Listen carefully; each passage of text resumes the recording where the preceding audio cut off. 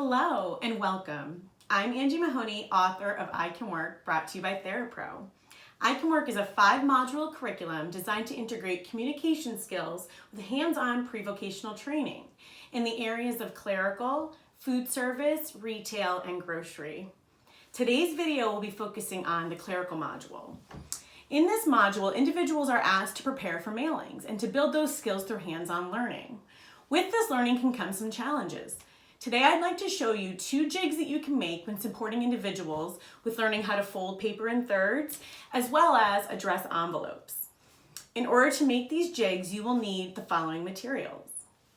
You'll need scissors, something to mark with, a letter size paper, 2 manila envelopes, as well as a business size envelope. So let's get started with how to create the jig for folding in thirds. You're going to take your paper first and fold it in thirds. You're then going to lay it over the folder in the section that's in the middle. You're going to take your utensil that you're going to draw with. I'm going to use a marker so it's easy to see. And you're going to just trace on either side of the paper, just so you have an idea, there you go, of where to then cut. So I took my paper that was folded in thirds, I laid it in the middle, and now after I have my lines, I'm going to take my scissors and I'm going to cut on the inside of that line all the way to the center and then stop. I'm then going to cut this piece off entirely. So now you have one part done at the top, and I'm going to do the same to the bottom. So I'm going to cut on the inside, making our piece a little skinnier than the paper, all the way to the crease, just like that. And then I'm going to cut that piece off as well.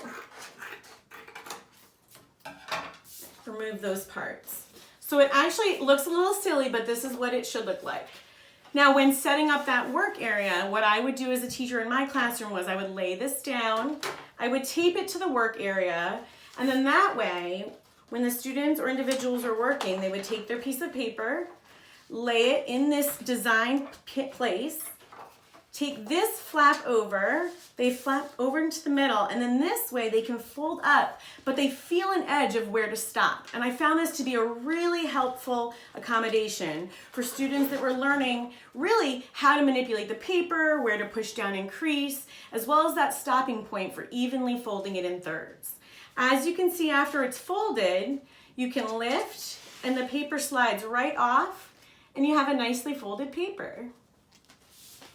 Another support that I've found very helpful when addressing envelopes is creating a framework for where to put the label. So what we'll do first is similar to the label with the paper. We're going to take our marker, place our envelope in the corner of the manila folder, and then trace where the envelope is so that the outline of the envelope is the first thing you do with your folder. So as you can see, I traced it. I'm going to cut it out.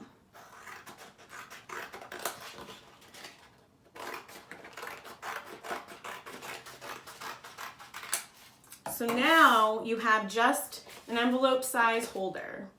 What you're going to do next is place the envelope inside. Take your utensil again that you're going to write with, and in the center, draw a nice size rectangle. Again, it doesn't have to be perfect, just where you know the address label would go on the front of the letter. You're then going to take your scissors and you're going to cut the rectangle out. Again, making sure you leave room for the label to fit. So if you want to go a little larger, that's fine. Cut out that rectangle and you should then see that you have it like this, a space for it to go.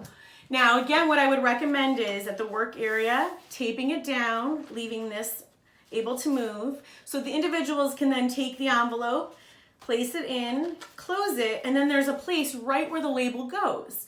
Again, it's just a nice visual support, and it helps anyone that's new to working with these materials understand how to be successful at the task at hand. And it's also a nice little support to give like a visual framework for your work area. Another tip I have, if you find students are having a hard time with recognizing where the square is, you can take a highlighter or a marker and just indicate the edge. So draw a line right around the square, and then that way, visually, it's very easy to see where the square is, where it falls, especially when labeling. As you can see, these are just two little ways you can really help all individuals prepare for employment and build that strong foundation for vocational skills for success. Please continue to follow me on I Can Work TheraPro on Facebook, and please reach out with any questions at icanworktherapro.com. Thank you.